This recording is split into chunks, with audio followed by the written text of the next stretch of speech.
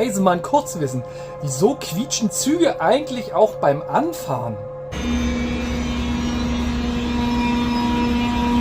Habt ihr es gehört? Und ich meine nicht das krasse Motorgeräusch, sondern das leichte Quietschen, was dann immer leiser wurde.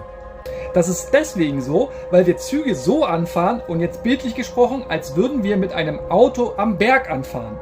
Was bedeutet das genau? Jeder Zug ist erstmal am Bahnsteig gesichert, gegens Wegrollen.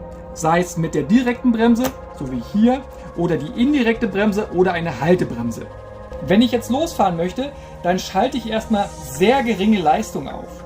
Wenn ich jetzt merke, dass der Zug vorwärts fahren will, dann löse ich erst die Bremse, um sicher zu gehen, dass der mir nicht zurückrollt. Bei manchen Zügen passiert das sogar automatisch. Mein Zug fährt also mit angezogenen Bremsen los, die sich langsam lösen und deswegen quietschen die noch ein bisschen. Okay, tschüss.